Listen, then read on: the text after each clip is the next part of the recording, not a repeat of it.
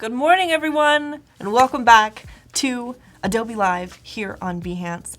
My name is VooDoo Val, and I'm going to be your host for this drawing and painting session. And I'm joined by the wonderful Stephen Green. How are you, Stephen? Doing great. How you doing? Pretty good, pretty good. We're very excited to jump into some awesome illustration today, but before we get into what Stephen does, who he is, where he's from, where he's going, we are going to do some housekeeping points real quick, because I want to remind you folks that we have a full day of design coming up after us. We are not the only ones here for today.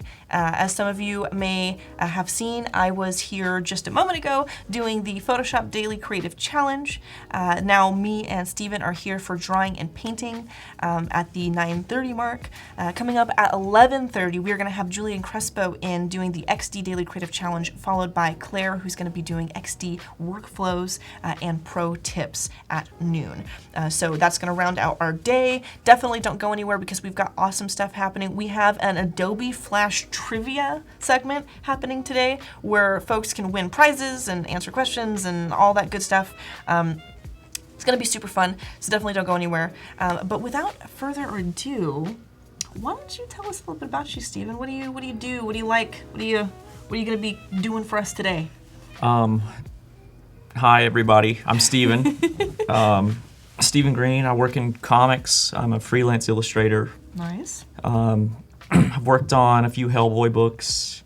I'm currently working on my own comic. Really? That I co-create with Jason Aaron and Dennis Hallam. Nice. They're the writers. Okay. And it's called Sea of Stars with Image. It's a space fantasy. Do you have, maybe I can pull up on your, do you have anything on Instagram about it? Maybe you can there's the little space boy is the main character. I wish I actually had a copy of the book. I should have brought it with me, but the collection of the stories came out a couple days ago. So Volume 1 is out. Check it out. It's called Sea of Stars. Sea of Stars. Yeah, this is really great. And this is his Instagram. So if you folks head over on Instagram to Stephen__Green, you can find him on Instagram. Gosh, this stuff is just gorgeous. I love your contrast here with just like the black and white, just like it's so good. It's very, very good. So what are you going to be working on for us today? What do you have planned? I think I'm going to draw Hellboy. He's fun and he's got a lot of fun shapes, and who doesn't like to draw that, you know? Mm-hmm. So are we going to be working on like big buff Hellboy? Or are we going to be working on like little baby precious Hellboy? I think like medium buff Hellboy. Okay. You know, Kid Hellboy is a lot of fun too. I think I did him right there, but I love him. Yeah, he's catching up on his reading there. I like our like the differentiation between our Hellboys. There was sweet precious baby boy Hellboy, medium build, medium buff Hellboy, and then gigantic big buff Hellboy. Yeah, and there's like, you know, when his horns come out and he goes full devil on just everybody. Just like super royalty, like awesome Hellboy, righteous Hellboy, metal Hellboy. Yes. Super metal Hellboy. All right, maybe we can switch over to Stevens, because I think he's going to jump into doing some sketching and stuff for us. Also, everybody in the chat, feel free to ask any questions. Eric Sue says freelance is always cool. Freelance is cool, but freelance is an adventure. It's an endeavor. On its own. It's a very interesting experience, I would say. Jose says, shout out to medium buffness. We need a Baby Yoda-esque Hellboy from Howard Pinsky. Howard, I like the way you think. We get Dylan says, dad strength Hellboy. I'm liking these different Hellboys. Yeah, there's... all those things aren't mutually exclusive, though, to me. You know, you can be a cute baby with dad strength, right? You could. Yeah, honestly, I feel like if anyone's going to be a cute baby with dad strength, it would probably be Hellboy, to be perfectly honest. Sam Peterson says, hey guys, hey, what's going on, Sam? Best way to translate hand-drawn images in Photoshop, as in like kind of bringing in your work to Photoshop and going from traditional to digital. I would say there's probably a lot of ways to do that. You could take a photo of your drawing and pull it into Photoshop and and paint on it or illustrate on it. You could scan it in. You could actually, if you wanted to, you could use Adobe Capture and take a photo of it and pull the vector image into Photoshop. You could do that a lot of different ways. Val's here. Yes, hello, Kathleen. It's good to see you. So this is, I like how you're kind of like setting up your canvas here, kind of getting everything in. Is this, I'm seeing looks like a doorway to me, kind of him like maybe walking through, doing That's his a good thing. guess. That's a good guess. It's going to be, so I think I'm going to draw him just hanging out in the desert. And it's going to be like a stone monument. Ooh, I like it. That's mysteriously there. Like a strange obelisk out in the... Exactly. Yeah. And I don't always like it. have like a full picture in my head when I work. I don't know about you if you think that way. Sometimes I do. I'll go out for a ride on my bicycle and a whole drawing will come to me, you know. That's awesome. Yeah. Sometimes it doesn't. I think it's the same way for me, where sometimes I'm just like, I know exactly what I want to paint. I know what I want to draw today. This is what we're doing.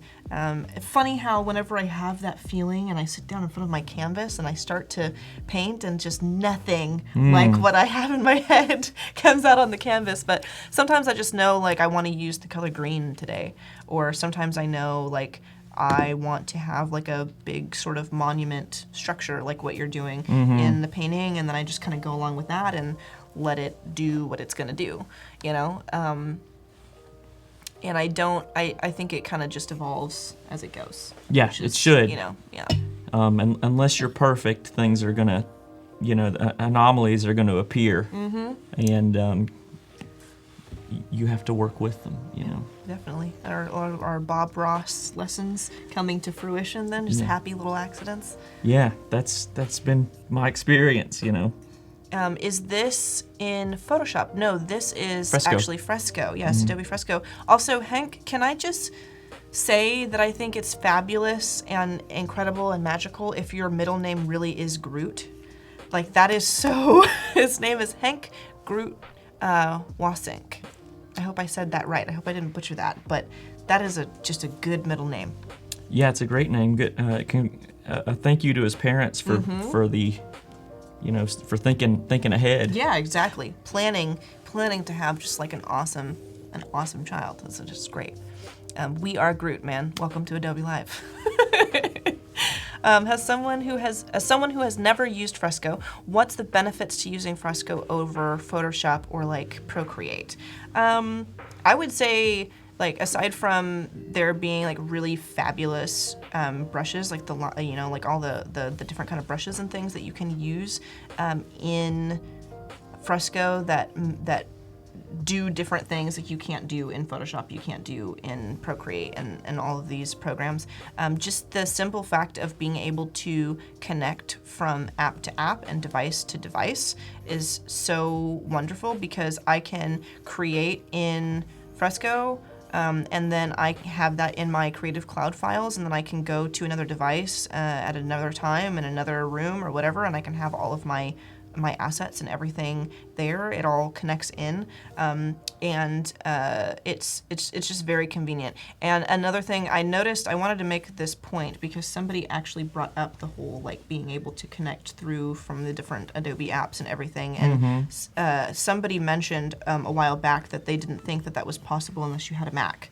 And I can tell you that I use an iPad and a PC at home because I'm a gamer and I can't get rid of my PC. Oh, yeah, of course. And it all works just the same because it's connected through Creative Cloud. So you don't have to have only Mac products in order to get that whole full circle connection.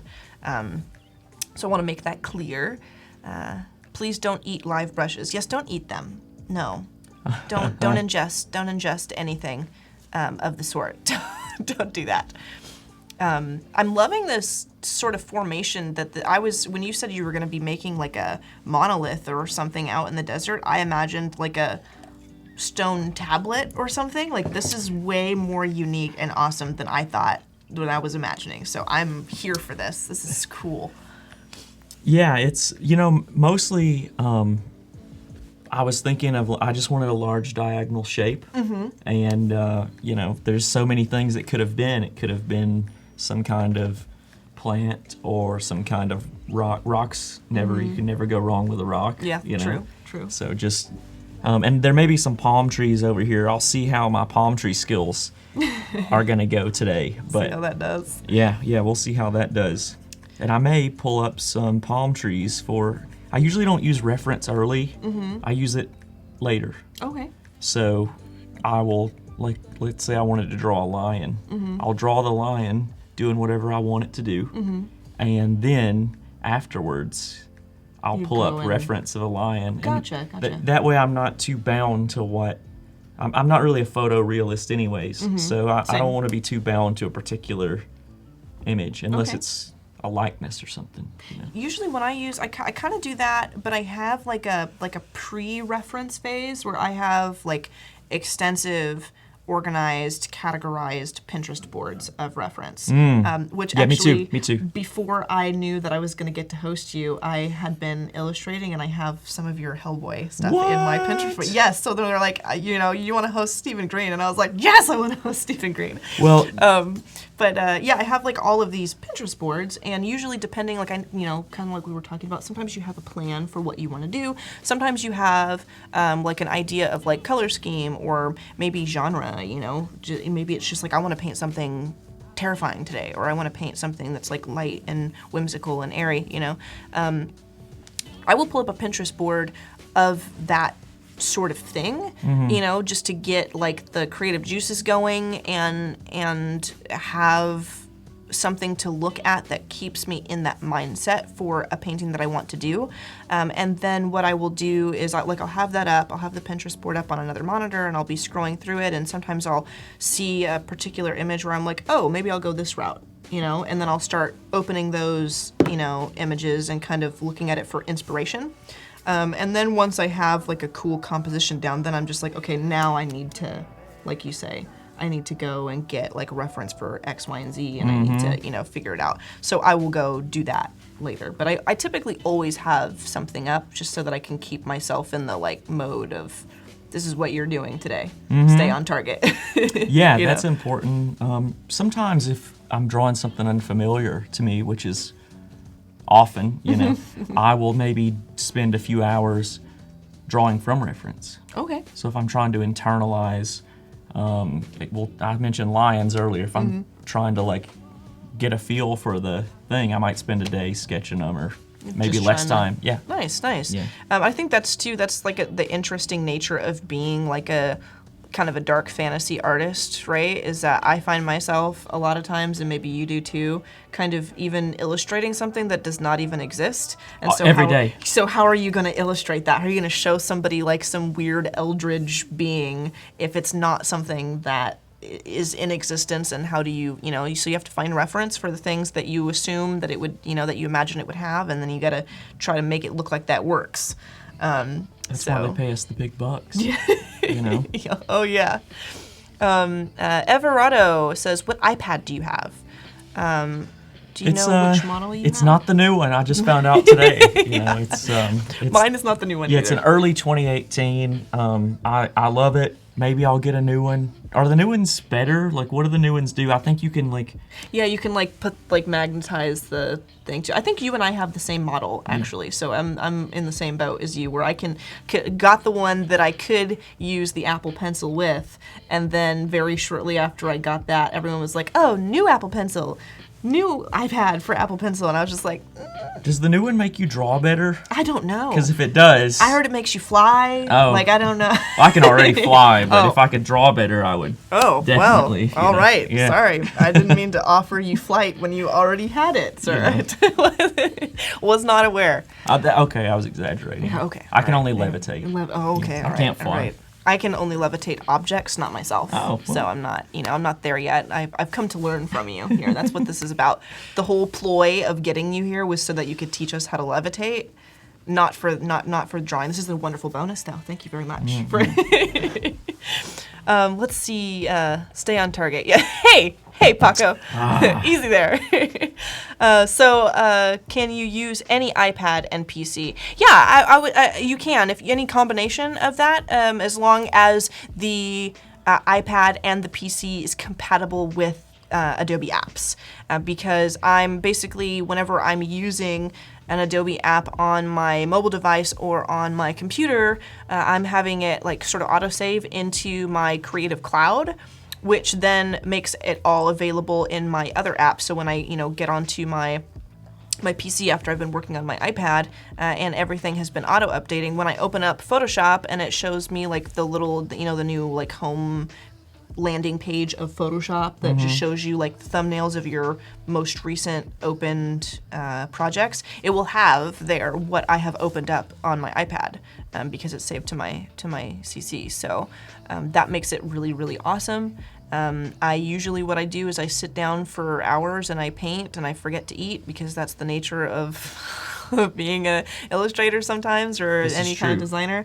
And I'll be like, you know what, I gotta get up, and then I get up and I realize I can't feel part of my leg because I've been sitting down so long, and I'm like, you know what, I'm not gonna sit any longer. And I'm going to instead grab my iPad and an apple. And I am going to, usually what I do is, do you pace at all? You have like a thing that you do when you're brainstorming? Mine is pacing, is I will have my iPad and I will pace. Yeah, I try to, I go for a walk a lot. Nice, you know, nice, yeah. I think that's important to, I can't, if I'm stuck creatively, I can't just like do it by brute force. I can't just draw for hours and then just draw through it. No, I can't do that. Some people can. I'm not one of those people. I need to go into the forest or the beach or whatever and go for a walk downtown. I'm a nature child for sure. Yeah. Like the solitude of the forest. Yeah. I like to, usually because I don't, like at the moment I don't have like forest nearby, I will go into my yard, or I will, and this drives everyone that lives in my house absolutely bonkers, but I will move all of the chairs in my dining room to the living room, and I will walk a circuit around my dining room table for like an hour and a half and listen to music with my iPad in my hand, and I will draw on my iPad and like work through that, and I'm like imagining and brainstorming while I'm listening to music. Sounds like a magic ritual. It is. It really is. That's actually where the levitation comes into play. I'm down for that. Just like eventually ascend and just start like, floating. Tim can also levitate objects. I like that this has turned into just like the most extraordinary kind of. Did you think that that's what this was going to be? I was hoping for it. Yeah. Meet more magicians and levitators in the chat. I need to be active before I draw, says Anthony Jackson. I agree. That's interesting, yeah. Yeah, go to the gym, go do something. It's also good for your back because drawing is not good for your back. Oh, yes. And, get out, move. I do my hand exercises constantly and exercise my fingers. I have to say, and I want to point out like how important this is because I thought this was a joke when I heard people talking about this, and that was like exercise your hands and stuff because you can hurt yourself. Yeah, good fist. Go get in a fist fight. I do that a few times. No, just kidding. Just kidding. World.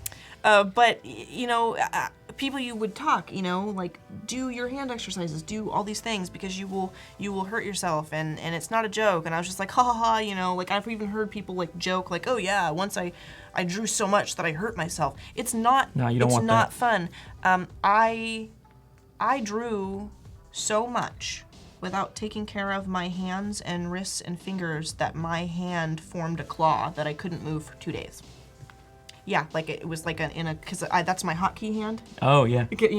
And I was trying to power through an art block like you just we're talking about, and it doesn't work. And I had a deadline to meet, and I was painting, and my hand hurt so bad that it just kind of like went into like a claw that I couldn't really move. And needless to say, I did not make the deadline. So sometimes working yourself half to death doesn't work.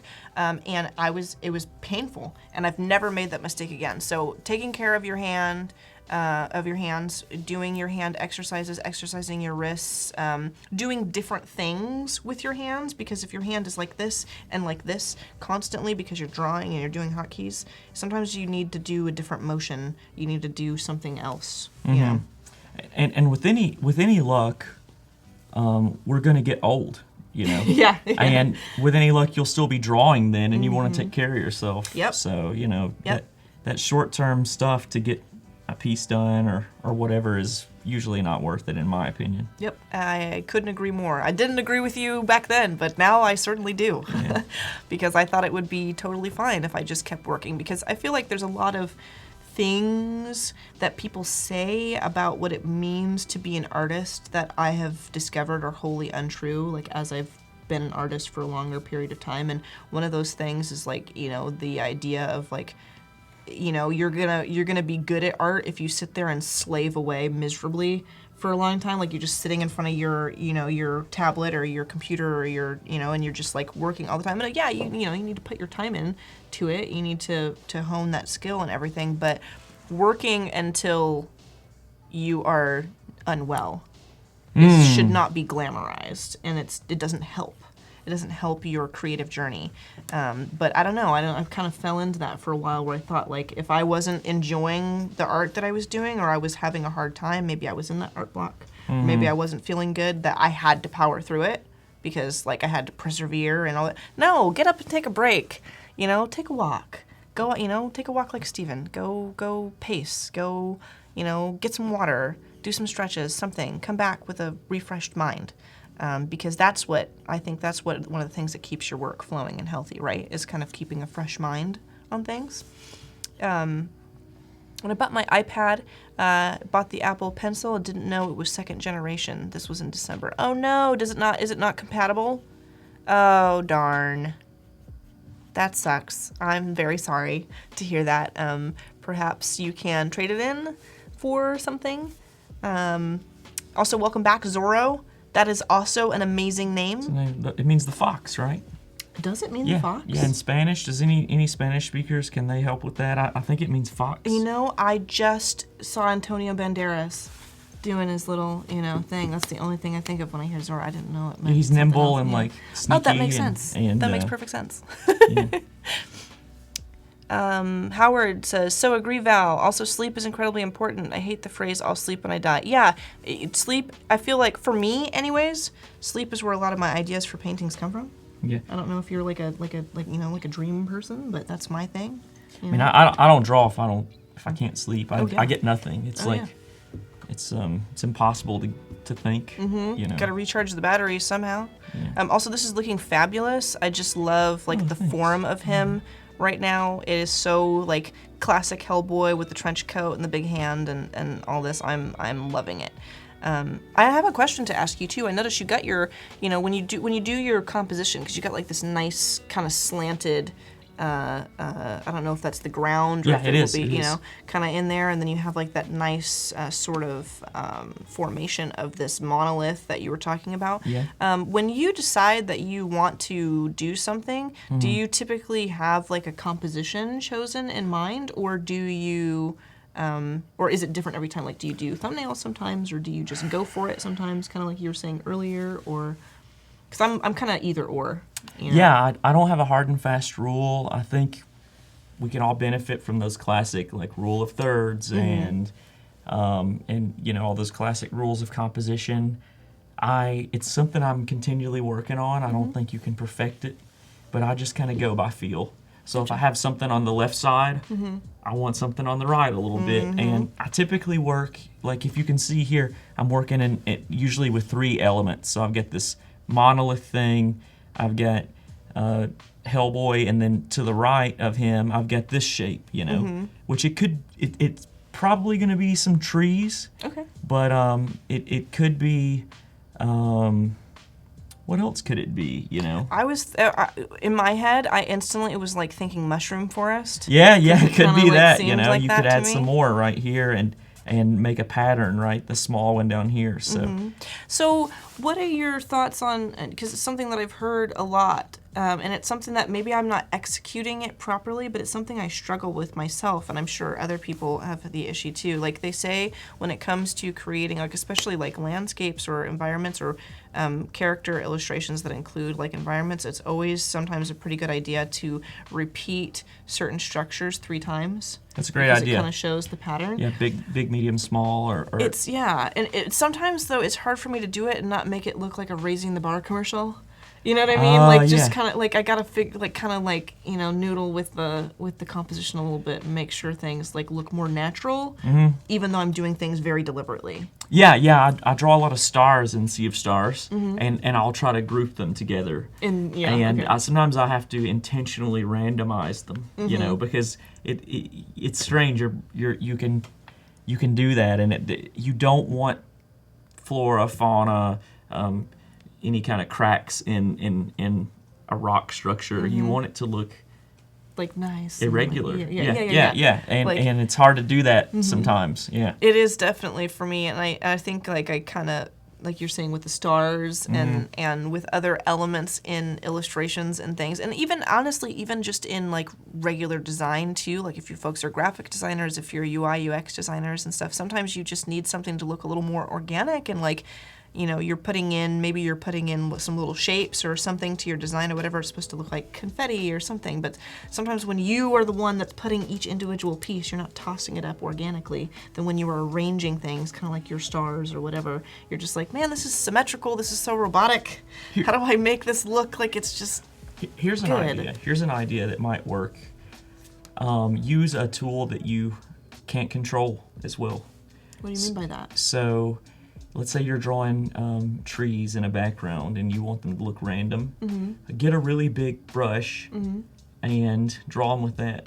Oh, like maybe like a texture-y kind of Yeah, thing? Or just something you wouldn't normally use. Because I work in ink on paper sometimes, and if I want that, I'll get a big, sometimes a really crappy brush that's like got a messed up bristles, and I'll use that because I know I can't get in there and be precious with things. Oh, okay. That actually makes a lot of sense. So just kind of just go for it with something like a new element that will make it the way that you might not have intended. Introduce a little chaos, and then you can maybe go on top of it another layer and tighten up those shapes you created a little bit. That's a fabulous idea. Yeah. I think that I will do that next time. I've been painting a lot of forests lately. Yeah, they're fun. So yeah, they really are. But at the same time, I'm just like, how many times am I gonna, illustrate this iteration of like the same kind of tree and not have it look the same? Right. So I will try that. I can't promise it'll work. I just made that up. So honestly, it's a good made-up thing that you just came up with us, for us there. Also, in about a minute and a half, we are going to do Flash trivia. So definitely, if you are over on the YouTube channel, please come over to behance.net/live because I am going to be reading this chat. Steven's going to be reading this chat, and this is where we are going to choose our winners from. If you answer our trivia questions correctly, you may win a prize. So definitely come hang out over here. And I'm just going to review chat to make sure I did not miss anything. Let's see. A lot of people talking about iPads and wondering when Fresco's going to be available for Android. Nice discussions going on about that. Double mooned sky, like he's on an alien planet. Yeah, Ooh, definitely. Yes, so that's like one of my favorite things right now. Is like multiple moons and then at least one that's like way too big. So that's a great. So I thought about that, and I thought about putting a moon there, but that would put the light source behind the characters. And if you're designing the drawing that way, of course it always works. It can be really cool, but I did not want to backlight them. Gotcha. So, and of course you can always put the moon there and introduce a new light source. It could be a fire over here. Yeah. You're the director, so do whatever you like. But you can do whatever you want. But I know what you mean about that. I actually made that exact decision in a painting recently where I was just like, I ended up putting the moon. Yeah, of course. And then I just didn't backlight it because I just liked the shape in the back. I just like put it in there and just was like, I'm just gonna do this because no one can stop me. I feel like the moon's on brand. Yeah, it's a very like spooky, very very VooDoo Val-esque, But I have a thing for that. I've got an artist. I don't know if you're familiar with Jody. I think it's Jody Muir.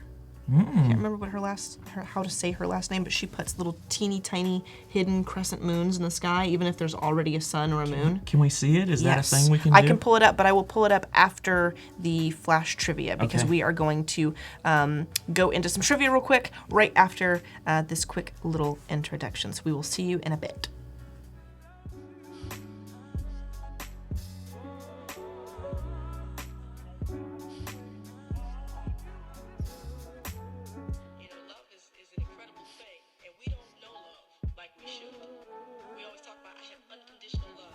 Hey, hey! I hope you guys appreciated the dancing. That was just for you. I wrote that whole little, I choreographed all of that like ahead of time. It was very, very well thought out. And yeah. Also, apologies if it was actually horrible. Never apologize for dancing. Okay, all right, You know. I promise from now on. Thank you, Kerwin. But yeah, we're going to jump into some Adobe trivia. So first trivia question, what are Adobe Fresco's revolutionary brushes called? Anybody know? Anybody know? Don't call it out, Stephen. I don't want to be giving people answers. I do have a brush comment that I can add while people are thinking. Okay. I don't know if Kyle Webster did the brushes for Fresco.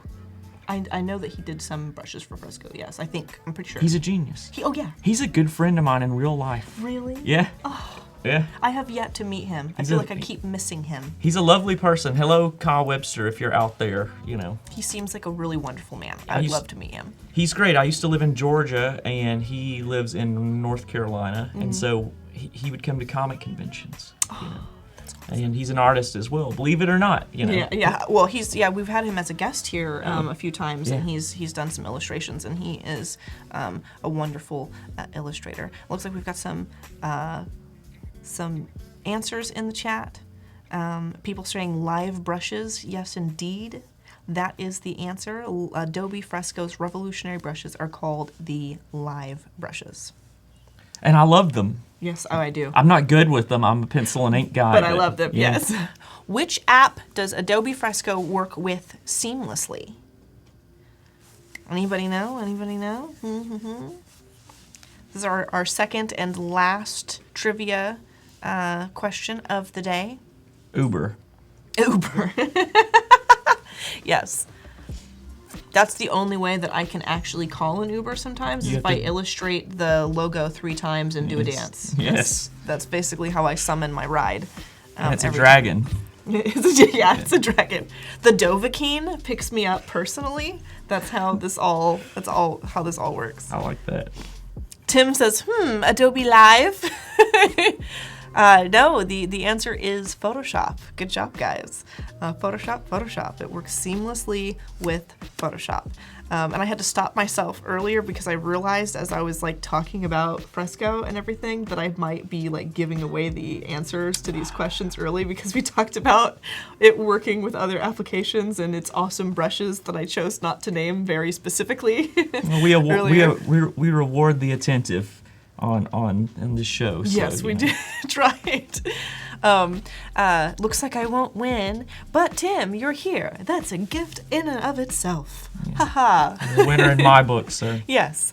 And Anthony Jackson is our chosen winner for today. Anthony, congratulations. You answered our questions correctly. And if you keep an eye on your Behance messages, someone will get in contact with you because you have won 100 free 3x3-inch die-cut stickers from Sticker Mule, which are awesome. Like I love Sticker Mule. It's the only place I ever go for my stickers. And 3x3-inch die-cut sticker, and it's a custom sticker, so that he gets to make his own art. Oh, wow. And Cool. like submit it. It's great. If you didn't win, don't worry. We have a gift for you as well. So if you go to stickermule.com/Adobe Live 20, not Adobe Live 19 anymore, Adobe Live 20, you can get 10 free custom die-cut stickers for $1, which also is a pretty good deal. Can I do that? Can you even me? Yes, even you. Okay. You too can get 10 free stickers, Stephen, if you believe. Congrats. Yes, everybody's saying congrats. That is super awesome, Anthony. And also anyone who's ever won our challenges or our giveaways or our trivia questions. And Anthony, you just won today. If you guys are creating your stickers, please send us pictures because we love seeing what you folks create. 10 free stickers for $1. Okay, Val. Listen, I meant 10 stickers for $1. Thanks, Tim, for putting me on the spot, man. I appreciate it. Had some holographic stickers made from Sticker Mule. Yes, Sticker Mule just did start making holographic stickers, which is awesome. Yeah, they look super great. And I'm going to actually pull up Jody's work so that you can see what I meant. But don't switch over to my screen yet because I want to make sure that it is family friendly. No dragons on there. No dragons. But maybe I can. I think in every one of her paintings, she has. Oh, wow. Let me Super I'm gonna legit. full screen this real quick before we switch over. Open image and new type. Beautiful work. Yeah, this is Jodi's work. And she's a huge inspiration for me, and I'm sure like you can kind of dig it too, because it's like, you know, like dark fantasy. Like this is actually a self-portrait of her. And she does a crescent moon, and like this one's really big, but she usually also, in every one of her paintings, there's if you can't see it outright, there's a tiny one hiding in the sky somewhere. It's a lovely design element. Oh yeah, oh yeah. And anytime I paint and I like add a little crescent moon, I'm just like out here trying to be like Jodi. Yeah, hey, so cool. you know. Yeah. Let's see. Thank you, everyone. This is so awesome. I sure will post the stickers. Yes, please, Anthony. So what are you keeping in mind here as you're getting kind of through the sketch more and more, Stephen? Like I noticed that you did like kind of your under sketches, kind of got everything laid out, and now then you're adding like a little more detail. What would be next for you in your process? Yeah. Well, I might work a little differently here because we're on somewhat of a time. But I generally try to work general to specific, which is a good advice for any artist that's especially learning.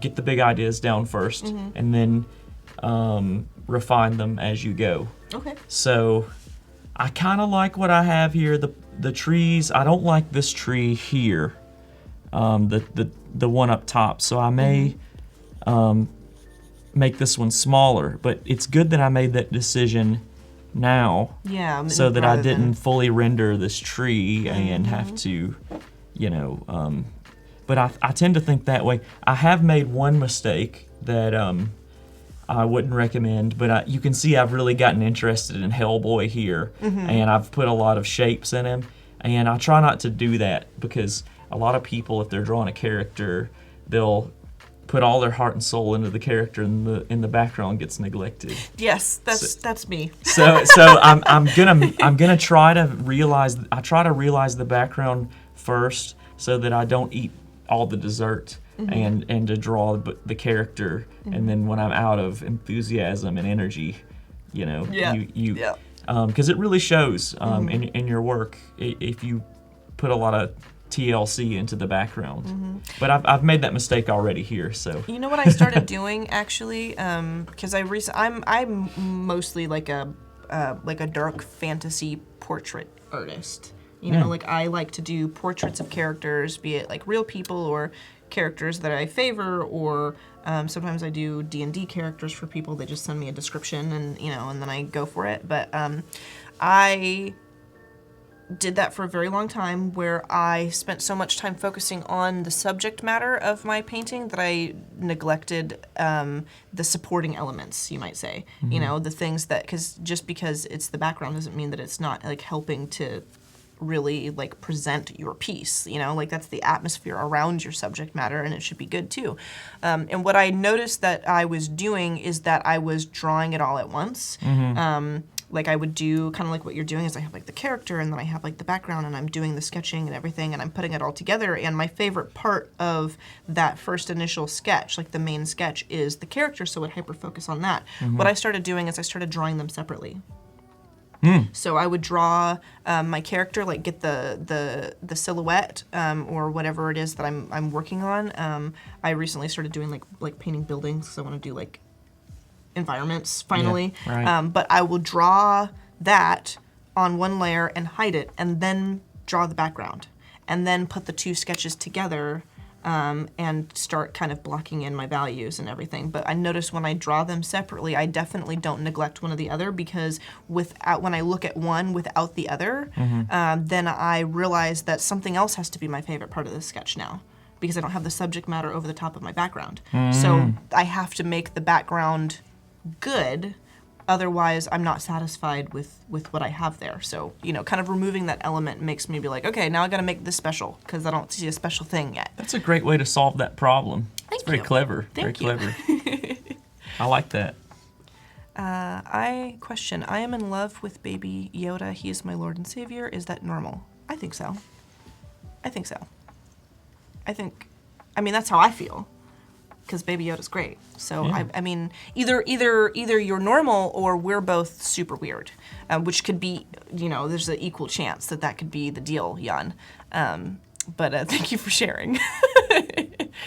Yes, please click on the tab above the chat to check out the portfolio review information. We've got 48 minutes until the portfolio submission deadline, at which point Stephen and I are going to take a look at a couple portfolios from folks who are in the chat today, give you guys some feedback and things.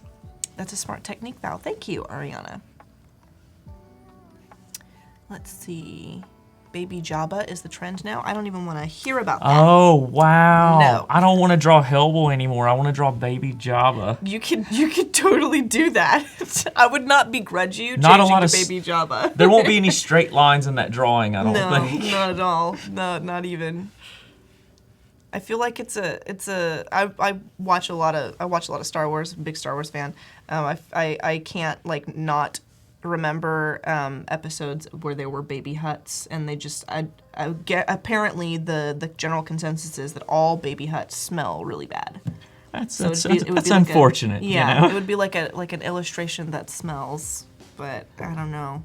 I just not a fan of baby huts at all. Do you know much about the huts? I don't know. Are there other huts? Yeah, they're like a huge crime syndicate family. Yeah. Is there a good hut? I don't know. All the huts that I have seen thus far have been pretty shady. I don't want to say that there can't be good huts, but they're all very particular. What about the Pizza Hut? I mean, that's I don't know. Whoa. That's a perfectly fine hut in my opinion. Well, it's been fun hanging out with you, Stephen, but I gotta go. You and Jan and Kerwin would get along because you guys like to tell me jokes like that where Star Wars is concerned, and I respect it, but it also hurts me. That one hurt me. It's not a great joke. It's physically repellent to me. It hurt me as well.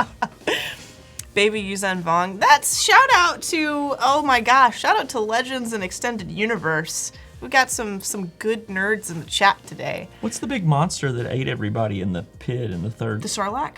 Yeah, are those babies too? Do they? I don't want to know, honestly. I'm good just only understanding it as the pit monster and just never knowing anything more about it. Yeah. But I bet. I mean, I feel like they're kind of like plants. Maybe they just grow out of the ground. Maybe they're little bulbs. Yeah, it's not a baby. It's a sapling. Oh.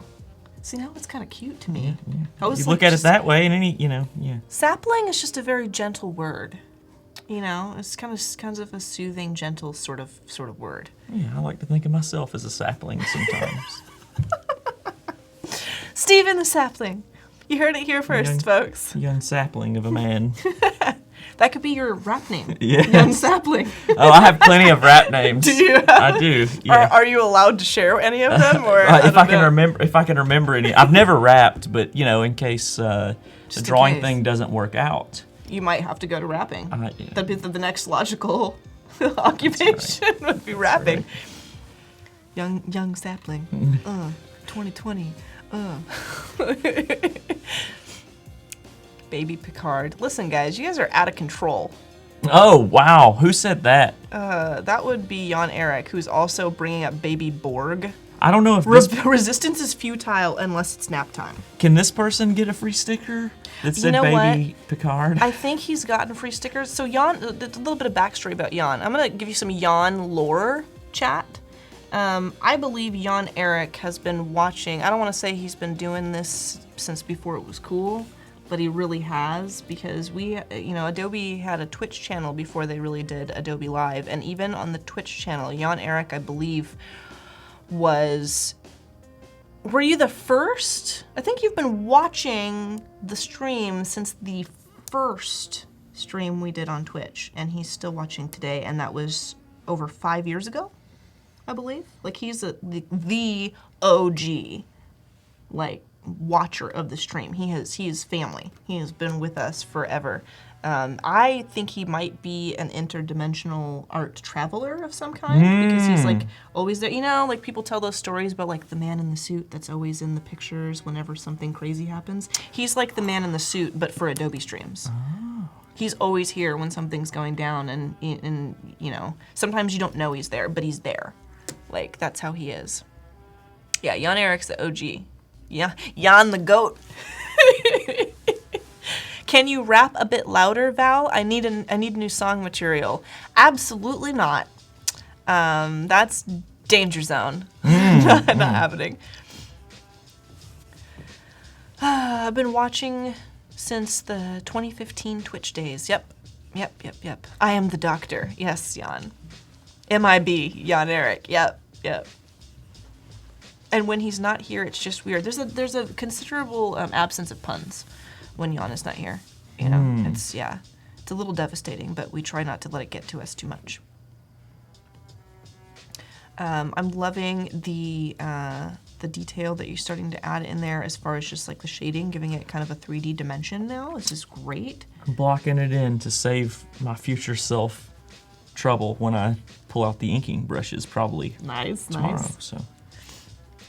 So doing work for the Hellboy, franchise and being a Hellboy fan and everything, I've got to ask if you are also a Darkest Dungeon fan. If you've played the game Darkest Dungeon. Is it a video game? It is a PC video game. So I love video games. That's what people say to me with that look on their face when they're getting ready to tell me something I don't like. Well, I'm just I'll only speak for myself. I don't play them. No, really. The last video game I played was Metal Gear 5. Okay. I'm obsessed with Metal Gear Solid. I'm not a Metal Gear Solid fan, so they're bizarre. They're very weird to me. Yeah, they're bizarre. Kojima is a interesting person, but when that game came out, I was playing like 8 hours a day. Really? Really? And I'm not the most disciplined sapling in the world. So I when I don't it's hard for me to not play them, but I love to look at the art. And I have tons of art books for them, yeah. Absolutely. And I loved Final Fantasy, and I loved, I'm just dating myself. I love Shadow of the Colossus. Yep. But, a lot of these games, I want to play, what's that game that's incredibly hard, where you die all the time? Like, it's Darkest Souls. Dark Souls. Yeah, isn't that game impossibly difficult? Yeah, I want to play that. When it comes to games, I'm not like a Final Fantasy, Dark Souls kind of person. I feel like I'm just like running through the gauntlet forever, just constantly like killing monsters. That's too much like real life. Yeah, I feel like I'm just like going. Yeah, just kind of progressing through life. I just need like I'm like a single player. So what do you like? Tell me what you like. One of my most favorite game of all time, Diablo 2. Oh yeah, okay. Diablo 2 is the jam, and I believe my favorite artist of all time worked on that, and that is, are you familiar with Braum? Yes. Braum is a stone cold killer. Yes, absolutely. He is so cool. I have so many of his art books. And he actually does like what I want to do too, is like he like writes stories and he like brings it to life with his paintings, which I'm just like, please. Yeah, I love that. I love that. But I like Diablo 2, even though it's like the same thing every time something Diablo comes out. Did Braum do he did a lot of magic. Yeah, oh yeah. That's how I got into him. Oh yeah, I played Magic the Gathering as well. I used to do like tournaments and stuff. I Oh, used to show up to the card shop, roll up with like I had like a case that I kept all my cards in. Yeah. And each deck was in like its own sleeve. I had Braum sleeves on my decks. Dang. Yeah, like Braum sleeves on my desk, and I'd roll up and I used to wear my snapback on backwards, and I'd come in and be like, yeah. Let's send Braum some free stickers. Yeah, right? Right? I used to play Magic when I was a young man, a young sapling. That joke, I've got all the mileage I can out of it. Oh, honestly, I feel like we should just keep it rolling though, because we're the master of this realm. Like they can't stop us from saying young sapling. That's right. So young sapling, yes. Back on this track. Mm-hmm. I used to play. I love the game, but I haven't played in a while. I guess the rules have probably changed a lot. Yeah, they evolve. They do evolve. I'm mostly like when it comes to games too, at least as far as that, like it does like change like constantly. So I have certain releases that I prefer to play, and then I play by the rules up to that point. I bet you play black. Oh yeah. Yeah. Oh yeah. Oh yeah. Vampire decks. Yeah. Oh yeah. Oh cool. Oh cool. yes. Yeah. Mm-hmm. Yeah. I like black and red, or black, red, and green. Or black and green. I was one of those blue guys. I think everybody hates them. Oh no. I think people hate the blue guys. Oh no. They're. Yeah. I just never found anything cool unless it was also mixed with swamp.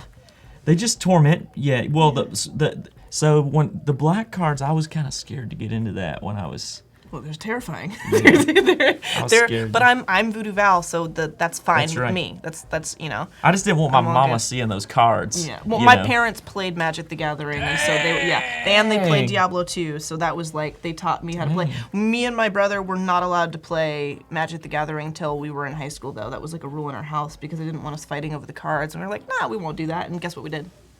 We fought over the cards. Well, I mean, if it was a Black Lotus, you gotta fight. We had one. I had one from like the very first release that are super expensive, and I sold it for 25 cents when I was 8 years old. Now you could get a couple Teslas for it. Yeah, I know. You know? Literally, very literally. Let's see. How come you do not publish so much on Behance? I'm new. Or is that for me? Is that a question? Yes. There will be plenty more on there. I just haven't put a lot of things on there yet. So, more to come. I promise. Diablo 2 over and over. Yes, Cervantes. It's a good game. It's great. I also really love games that allow me to. It's something that I do when I'm taking a break from art. You know, I like games that have like wonderful art styles that allow me to like admire art even while I'm playing. I'm gonna pull up.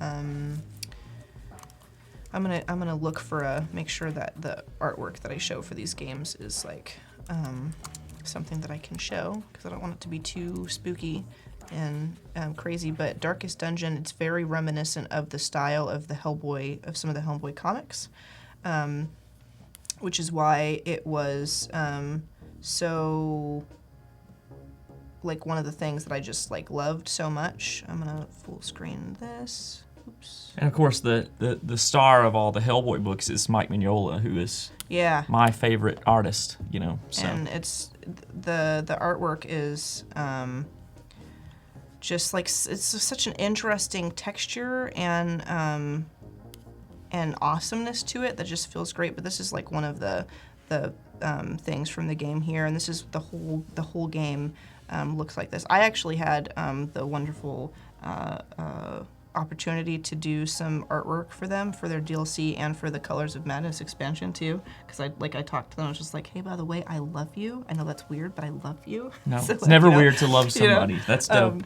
But that's why I started playing this game. Was I just I was like, I'm gonna like look at this art and like and then when I'm not gaming, I'm still consuming art, and it's just like so interesting. I love that. But Moonlighter is another cool one too. That was fun, and it was like pixel art, but they did pixel art in a way that has like weight to it, and if that makes any sense. And it's just like really cool to see games that have like a very particular kind of style like that. You know, it feels good to play them, and then I feel like while I'm playing, I'm kind of figuring out what I might paint later on. Maybe I'll do fan art of it or whatever. But I find that I typically like to play games that are like the single players, where I can get lost in the world of art and immerse myself in a story. I agree. I never got into a lot of the online stuff. And now I like stuff with a story that's immersive, and maybe I'll get back into it. Who knows? Yeah. You know, maybe Would you say like, because for me, like video games and stuff inspire a lot of my art. What would you say inspires a lot of your work? Like, where do you draw inspiration from?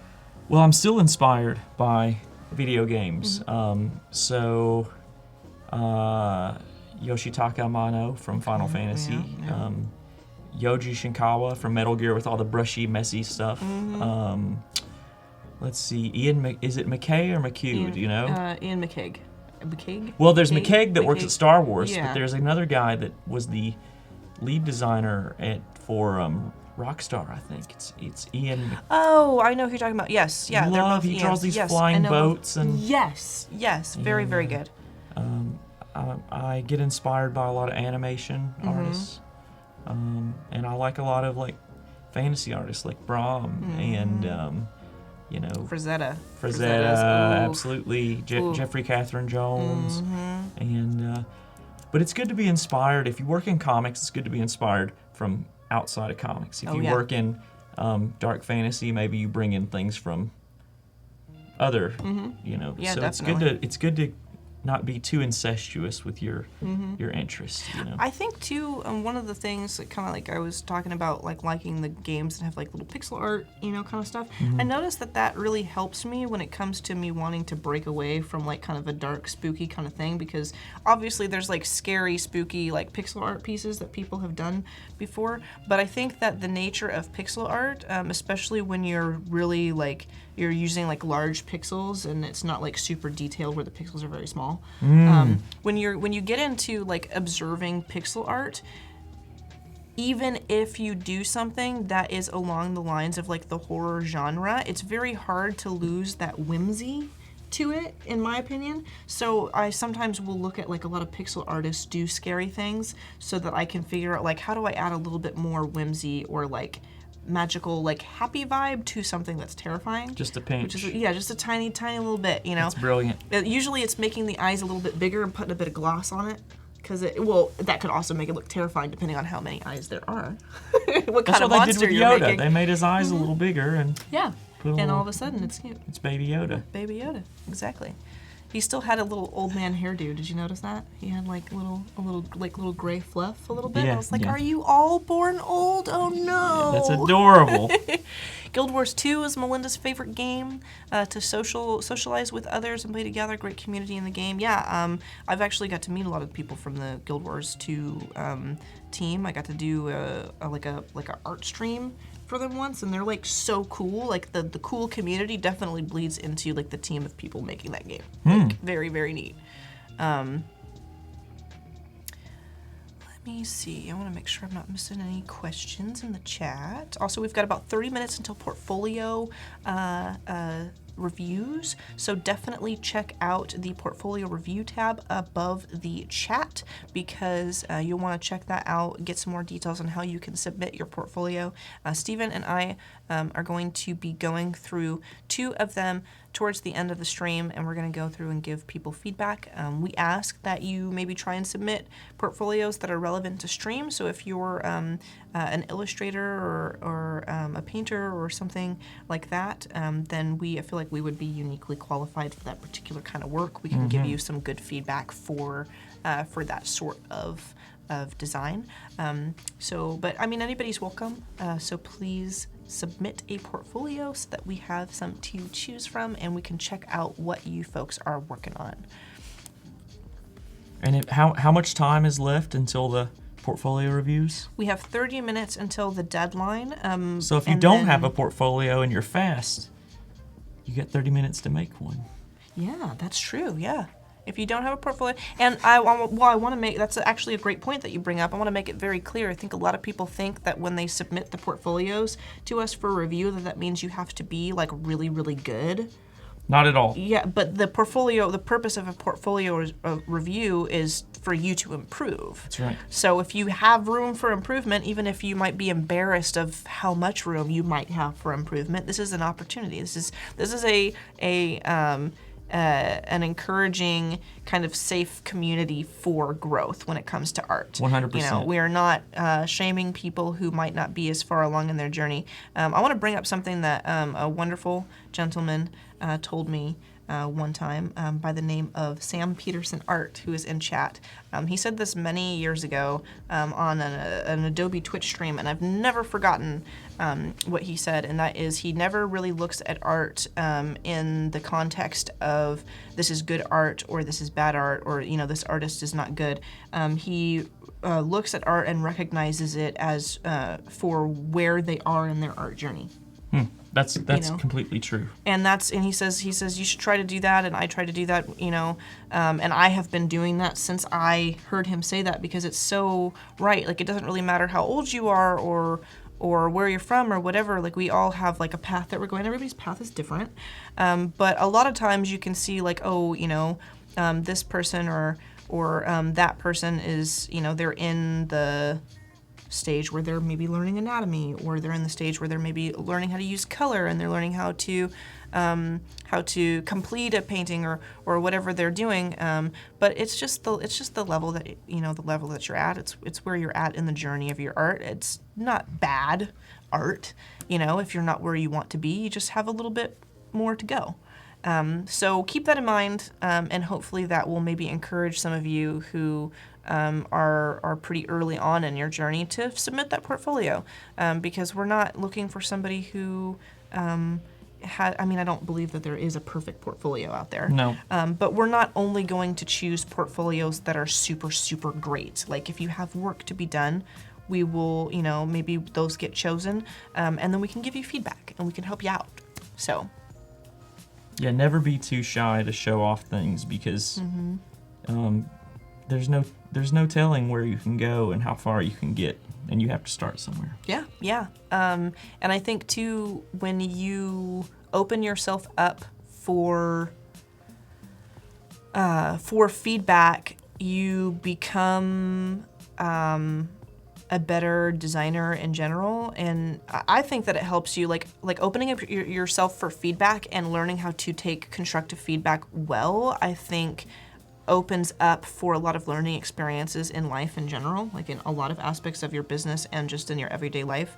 I went through a period of time where I could not stand to hear people give me feedback on my work. Like, it felt like an insult or an attack on me. And I remember I would be like in my room painting, and my mom would come in and she'd be like, "Oh, that looks good, but you gotta," and I'd be like, "No, no, Mom, no. Like, I already did it, I already finished it, I already posted it. I don't want to know that, that it can be improved. I don't want to hear, but and also opening yourself up on the internet can sometimes invite unwanted constructive criticism, or criticism that people think is constructive, but it truly is not.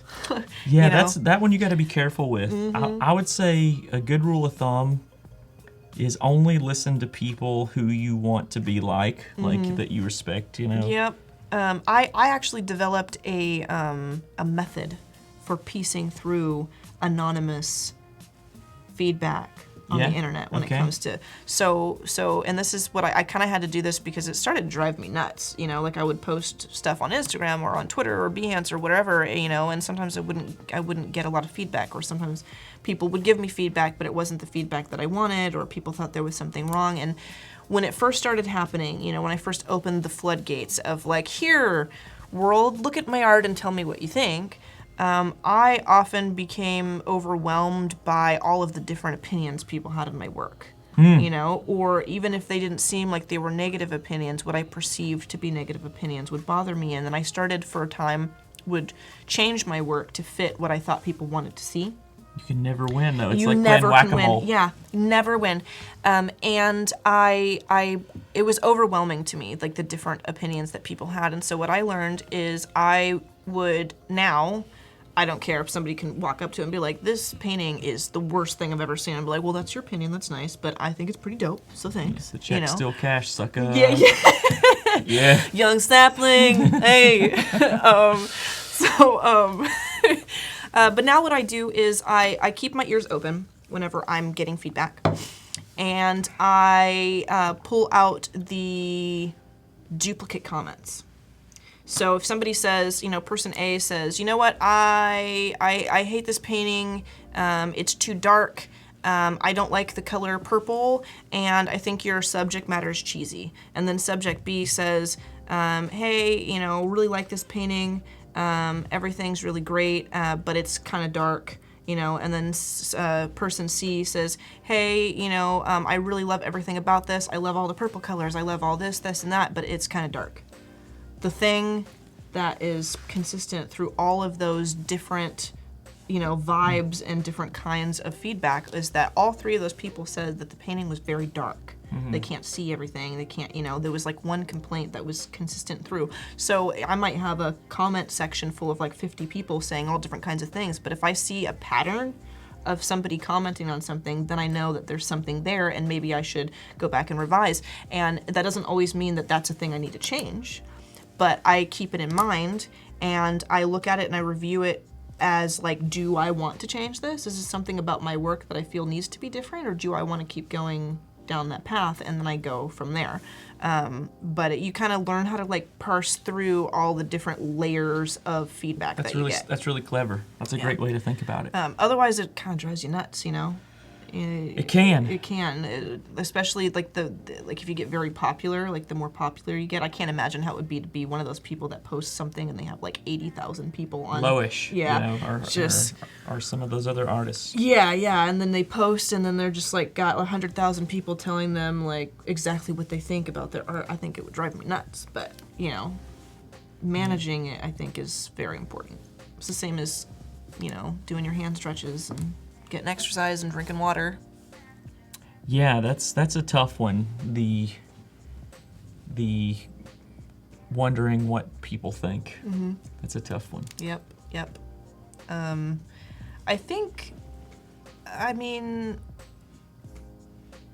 I feel like, not everybody has the opportunity to do this, but to an extent, one should always be true to oneself when it comes to creating art, because that's probably why you did it in the first place, is that you had like this innate inner passion and desire to create. And so even if you're doing client work or like you work a concept job where you're stuck in the pipeline just making pots and pans, modeling boxes, over and over and over and over again, do it with your own personal finesse, do it in your creative way. Or if you can't, have a passion project on the side that you work on for even like 10, 20 minutes every night. Like just kind of try and do something that expresses yourself, because I think, so long as you're doing something art-wise that you're passionate about, you're moving forward. You're kind of, and I think it's important to point out that being passionate about art and creating the way that you're meant to doesn't always mean you're having a blast all the time, right? No, almost never. Yeah. It is work. Yeah, it's work, but I think that's like a common misconception, is they're like, oh, you're a freelance artist? Wow, that's super cool. You must just draw super cool pictures all day. Like I'm just in my studio like, oh yeah, man, this is great. I'm having a wonderful time. No, I'm usually sitting there like this, wrapped up like a burrito. Oh, wow. Like, kind of like drawing and like hoping that what I draw is going to be cool and people will like it, or trying to finish something on time. Or do you have like an artist stance, like oh God, the way in which you are usually found if you are doing art? Crying. Yeah. Sobbing into my stylus and tablet combo. Yeah, just crying into a cup of lukewarm coffee. Oh my gosh, that is such a mood. Just my coffee is never hot. Yeah, Can I just say that? yeah. It's never hot. I considered buying one of those like coffee warmer things, but it's like a mug that's $170 that just keeps it hot. And I'm like, man, I'm not going to do that. But God, it would be so nice just to every time I sip coffee, just for it to be hot. I like it hot. I like to injure myself. Yeah, I want it to be like deadly. I want it to be a problem. Yeah. The steam exfoliates and clears up the sinuses. Exactly. Yeah. Do you miss features in Adobe Fresco? Do you have wishes? This from Hank. Do you have any wishes for Adobe Fresco?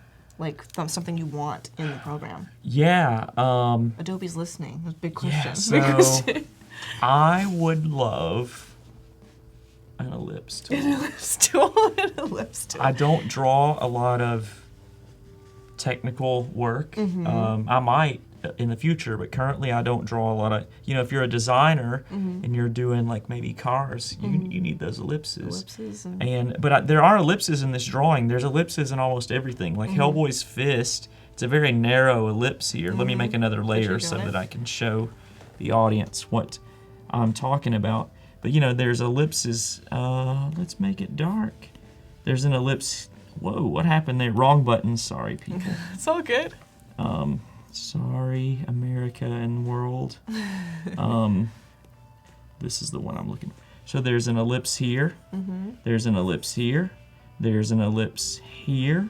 There's one here that's almost a circle. Legs and And everything. they're all over, and they can help you add dimensionality to things. And I actually brought an ellipse template, like a physical one that Really? you can put over. And it's in the other room. I forgot to bring it, but I would like an ellipse tool in Fresco. Okay. But that's the only thing for my needs that I would love to have. I think for my needs, I would just it would be super cool if it kept my coffee hot. If it just I had a button and they're heat coffee. USB. Yeah. No, I'm just kidding. I don't know if there's anything that's not in Fresco that I would be interested in aside from I think I share the sentiments is different selection tools and all that sort of thing. But Maybe a little coach that tells you to keep going. like the paper clip. Yes, that's exactly. Clippy.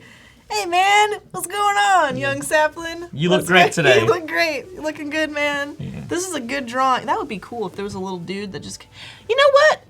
This looks great. And I'd be like, wow, really? Thanks. Wow, okay. Keep going. They're gonna do it. It's gonna be wildly successful, and I just gave away my genius idea. I for know. free. Honestly, but the Clippy guy's gonna be mad. Yeah. Is that still around? I don't think so. I know it's like a meme. I now. remember it. I sometimes when I used to have a printout of it, like a picture of Clippy, and I would write notes on my board, and the most important ones I'd put Clippy in the corner of my little note to-do list. This is the one that I'm on, and put Clippy in there. Clippy is near and dear to my heart. That's what I grew up with. It's Yeah, I remember. I remember back in the day. Yep. Also, we've got less than 20 minutes until portfolio reviews. So please continue to submit those because we're going to choose a couple of them and go over them very soon. Clippy would be pretty amazing. Baby Clippy. Stop! Oh. Stop it! Stop it, Kerwin. Kerwin, I think every time I moderate this stream, I have to tell Kerwin no in caps at least 4 times every time he visits. And it's just because his jokes and his puns just... they feel like an attack. They're good though. I don't want that to mean that they're not good. It's just I'm never prepared for them. So Cheryl has a Yeti mug that keeps her coffee hot for hours. I definitely believe that. I definitely believe that. I've never had any personal experiences with the Yeti brand, but I feel like everything they make costs thousands of dollars. Yeah, and you're just kind of so no. Yeah, if I could be wrong. She can correct me, but Jan says Baby Val. Oh stop. There is I did post baby pictures of me recently because I found a picture on of me here. and my mom. No, not on here. No. Oh, I'm yeah, that's No. part of the It's thing. on my Instagram, mixed into the art. There's just a picture of me. Right. I was very round. Oh yeah. Yeah. Well, I feel like you could post any baby because most babies look the same, and It was definitely me though, and I know it's me because I was wearing this sick little hat. I had a hat and like a jean vest on. Yeah. And then my mom's holding me. She's like, "Look, that's my baby." And I'm like, "Yeah, that's me." Did the you baby. have goth energy when you were a baby? No, I started getting goth energy in elementary school.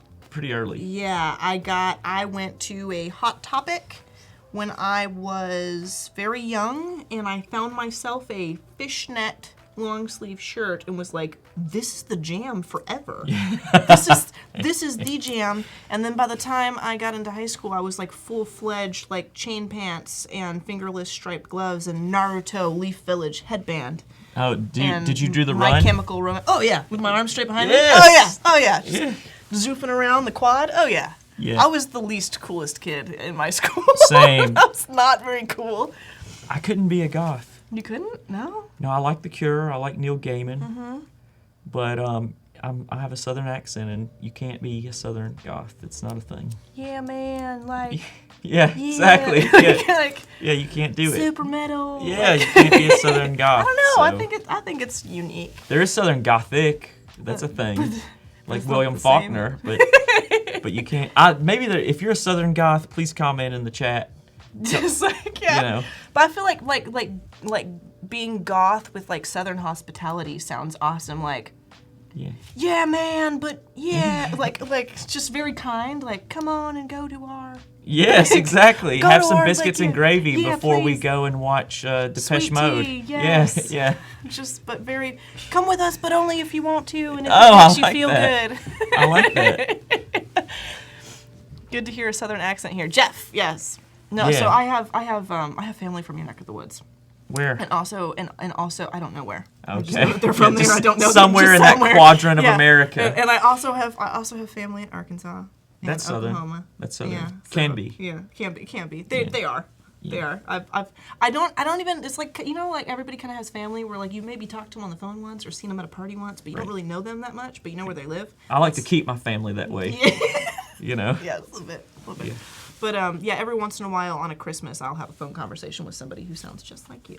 And I'm just like, this must be a cousin. Hello. Yeah. Yeah. Hello, cousin. Yeah. How's it going down there? Yeah, hello. Kind of emo in high school. Yeah. I was a little bit of that. Yeah. Yeah. I didn't know what I was. Because I'm from a really small. I'm actually from Alabama, really small town, and there weren't a lot of kids like me there. Really. You know, I liked Final Fantasy, and I was a young Japanophile. Yeah. you know, Yeah. And there wasn't a lot of kids like me in my school. You know, it was hard for me too because it's like I had an afro in high school, so I couldn't do any of the cool hairstyles that goths do. Like I couldn't do like the spiky, you know, I couldn't do like the, you know. Oh yeah, I couldn't do that Couldn't do, either like, because the I knew bangs. better. I knew You know, better yeah, even then. I tried really hard though, and it's just like, it was just all bad. But I remember that's when like I started doing like writing stories and like drawing with the anime kids and doing it, and it just like kind of came through. But how long, it's a good question. How long have you been doing like the art? Like I know if you were like that, were you drawing as a kid? Like Yeah, when I was a kid, so it wasn't really encouraged. I don't want to go like too sad, but it wasn't really encouraged. I did it a lot. I did it in school. And when I got to be 16 or 17, I started playing in bands, because Nice. I wanted to be cool. I was in a Red Hot Chili Peppers cover band. Oh, we can high five on that. Yeah. Yeah, because I was a bass player, so Nice, we nice. should talk about that. But Yes. I got into that and I got out of drawing, and I actually got back into drawing when I was about 23, kind of late. Really? Yeah, I dropped out of college for the third time because it just wasn't for me. And I started drawing all the time, and I made up my mind that I wanted to work in comics. Nice. And I was not good at all. No. So no, I could not draw at all. And but I did it, and it took me a few years, and I've been doing it professionally about 5 years. But yeah, kind of late because two of my best friends were both pros when they were like 22. Wow. They had that heat. Wow, the good. Yeah. Yeah, I kind of had that. I remember, like being the kid in my group of artist friends that I was not very good. I was the worst artist. Isn't that great? Yeah. Like that's not very telling of whether you're gonna make it or not. No, it really is not. And I remember feeling like I was very, like I was of all the people who were there, I was not gonna make it when it came to art. But I wanted to really bad. I was like, how can this be? I want to so bad.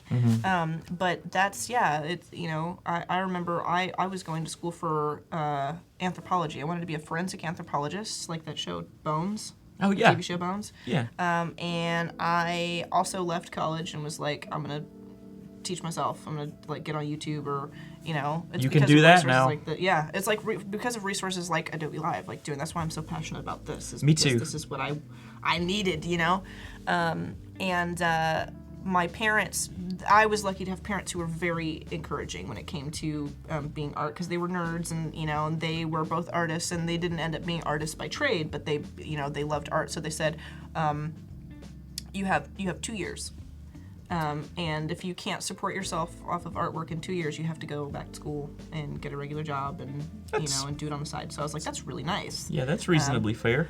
And I made it work. I started streaming on Twitch and just kind of went for it, and I was bad. I remember the very first art stream I ever did, I was so nervous that my hand was shaking so much I ruined my painting. Like I couldn't, and I wouldn't have been very good anyways. But I was just bad. Do you want to know a dark secret? Yeah. Yeah, do you? That's your favorite thing. Yes. A lot of you don't have to be amazing to be a professional. That's like a dark secret of Slow clap. you know, because I'm not gonna steal his thing, but Jake Parker, who's a brilliant artist, he does a lot of YouTube things, and he had this. Do you know the 10,000 hours? Yeah. You know, to be a master, you need 10,000 hours. Well, you don't really have to be a master to make a living. You just got to be pretty good. Yeah, you gotta be pretty good. You gotta be all right. We gotta know what you're doing there, you know, and you can do it. And you know what? I gotta say, I spent so many years agonizing over being the best. You know, we're never. I do that none too. Of us, I still do that too. But even those of us who are the best or considered the best, they don't feel the best. No, they're not. They're not any happier than. No, they're still struggling through the same stuff we're all struggling through. And you never, as an artist, you can never truly understand and perceive how somebody sees your artwork. You can guess, you can wonder, but you can never truly understand how your work impacts the world. And I don't think any artist can ever really truly see themselves. No, not at all. Never, Not at all. So, this whole, being the best or being good or being the top or being, it doesn't really make any sense to me. It's kind of like nothing, really. Be good at what, you have to get to, a certain level where you can, you can make a living and everything. But after you can draw the thing, I think that you should enjoy drawing the thing. You should. I like that. Just when you can finally draw the thing, just love drawing it. You know, just do it and don't agonize or obsess over whether you're drawing the thing better than someone else draws the thing, because chances are the people who you think draw the thing better than you think you draw the thing better than them. And you'll never see eye to eye on that. Right. You know, you'll never really truly believe that. And honestly, the artists that I have met who do think that they are the best, sometimes they're not. Best. They're most assuredly usually not the best. But it's just, there's never a point where you're just like, this morning I woke up and realized I have ascended to the best artist. No, it doesn't work that way. There are do you ever get little moments where you're like, this is pretty gangster? Yeah, I had that moment. I did a the first environment painting I've done in years. I finished it a few days ago, and I was like, I knew that there was something wrong with it, there's some things I needed to change, but I posted it and I was like, that's right. Yeah. And the next morning I was like, oh no. But for that moment, I was like, yeah, I did that. Take that, Instagram. Yeah, it feels what are you real gonna good. do with this? Yes, I like that. See what you're gonna do with that. Put some environment painting on the timeline. Yeah, that's real good. And I that's, like that. but after a few hours of it sitting there, that I'm just kind of biting my nails, do they like it? I go back to the same thing. You never stay in that good moment, right? No, it's and here's the lesson there. Don't seek that out. No. Just enjoy making the draw lines. The thing. Just make because you can always make the lines.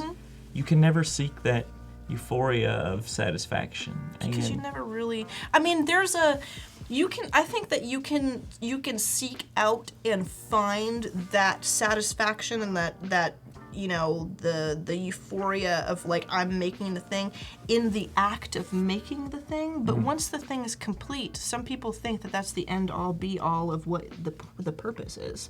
But I don't think that is. I think that you're completing things and doing things along the way, but the journey is where that good feeling comes from. Is the fact that I'm making art and I'm going to continue to make art and I'm still I'm doing this stuff continuously. That's my state. And you win. Yeah. You're an constantly. artist now. Yeah, and but being an artist doesn't it never really means oh yeah, I'm an artist now and I'm super good and I know I'm good and I have another thing you might hear all the time is how do I find my style?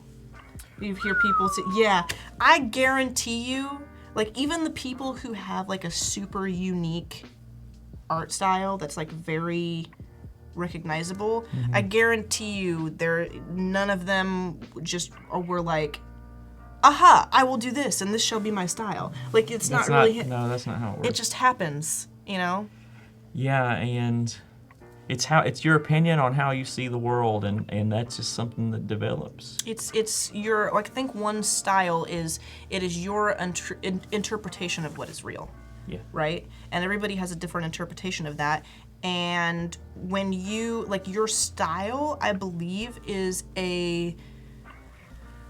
it's a combination of the basic understanding of the fundamentals of art, which it can be any combination of certain fundamentals because everybody has like a different way of learning, but it's your understanding of the basic fundamentals versus your personal way of perceiving the world, and it's those two things combined. So you understand how things are supposed to work, or whatever your understanding of like how light works, how shadows work, how colors interact and everything, versus what you think a parrot looks like, and those things applied to that, what your interpretation of a bird is, or of a rock is, or of a building is, and then that kind of makes your style.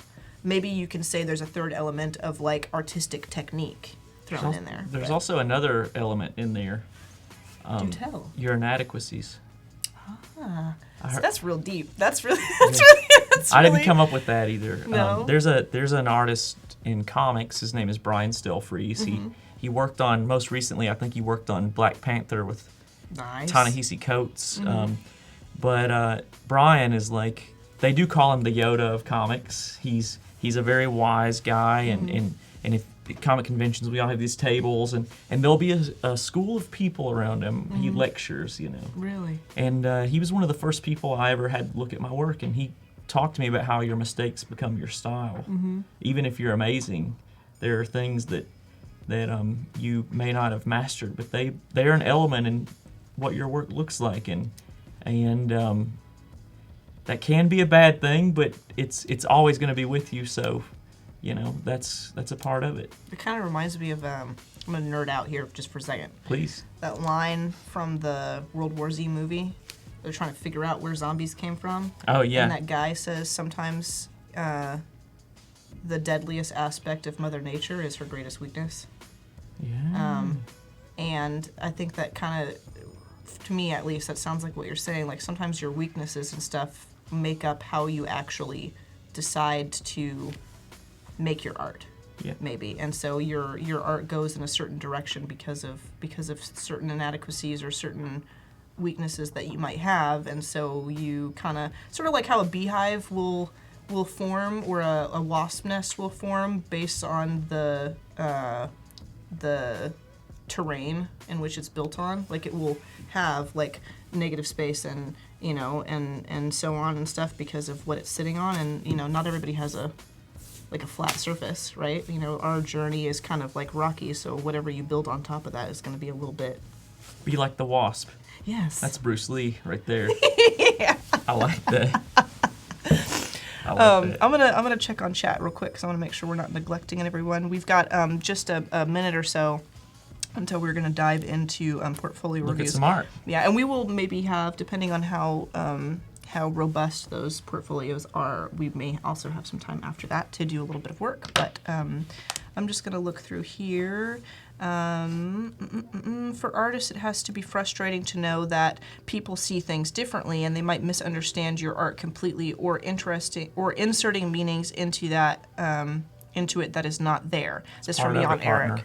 Yeah, I think I've never been one to, because I know there are some artists out there that make something and they're like, I'm going to show this and they're gonna know this thing, or like I'm expressing this concept. I've never been like that, but I do wonder if people notice my favorite parts of the painting. Like sometimes I just draw like eyes really, like I'm just like ooh, or there's like a weird fleck of green on the corner and I'm just like, I left it there because I love that green, and I and I wonder if people see it. And I would be sad if they don't. I hope they do. Yeah. That's what I was gonna say. Please see all the flecks of green that I leave, because they're all special and I put them there on purpose. Yeah, you can't control how people see your work, and you cannot. You can try to manipulate that to a certain degree. I think a lot of the, really greats, maybe like Banksy or something. He's keenly trying to steer how you see his work, maybe the message and stuff. But you can't always do that. Yep. You just got to draw your stuff and walk away. Yep. Just kind of do it. That's why it's important, I think, for the most enjoyable like euphoric point of doing art is to be the journey, because if it's to finish it and show it off, which I mean nowadays you gotta make your money. You have to, you know, if that's what you're That was gonna the do, second thing. I was gonna say the journey you gotta make and your the money. paycheck. Yeah, and the paycheck. But also enjoy the journey to get there, because you know, you must. you must. You must. You must. All right, so we're going to take a break real quick. I'm going to pull up these awesome portfolios, and we are going to be back right after this little break here. We're gonna watch like a cool little video, and then we're gonna pull up our portfolios. Cool.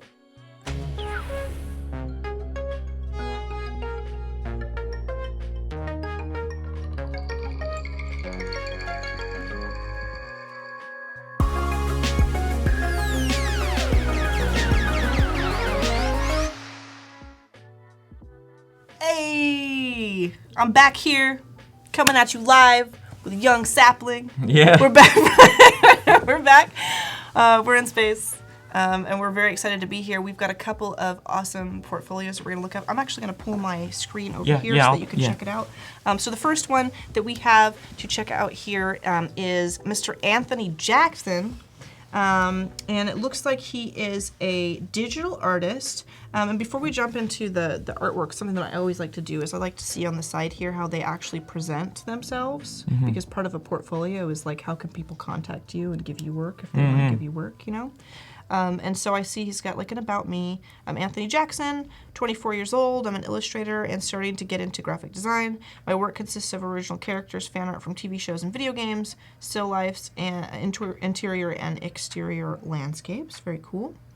And then you can find him on Instagram and Twitter. I think that's pretty short, sweet, and to the point. I think that's kind of what you need from a... Would you add anything to that, or like as a professional portfolio?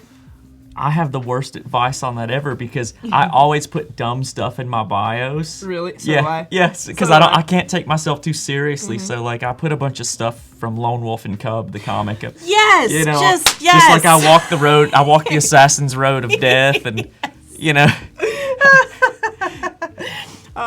Well, I think that it's a great bio, even if you don't walk the assassin's road of death, Anthony. But great job. That is so great. I do the same thing. In my bio, it usually says like painter, storyteller, closet Sith. Oh yeah, Anyway, see, there you go. Throw some fun. You know, put that in there. I think my resume actually literally like under like my good skills, my personal skills, it says like knows a lot about Star Wars. Yeah, yeah. Just like throw it in there. You know, it's cool to have fun. That's not everybody's cup of tea, but it's something that you can do. It makes people like, oh, this is a cool guy. You know? Yeah, you're not applying to be a bank manager. You're an Yeah. artist, so Yeah. put something dumb in there. Yeah, you know? just Please. do something fun, you know. But let's see. I'm gonna go through these, and maybe we can choose which one we want. Do you have something that jumps out at you that maybe you want to take a look at? Well, one is clearly different than the others, which is the little room space there. Yeah. So. MySpace. I see what you did there. MySpace. You're in my top 8 now, Anthony. Oh, that's cute. I don't That's have a very cute. MySpace. Sorry. This is my dream design space. I have half of the things I already have, but it would be cool to get this part. This is where what I am working towards. So that's awesome. So he has like he's kind of designed his own little design area. Ooh, is this a time lapse? Is that?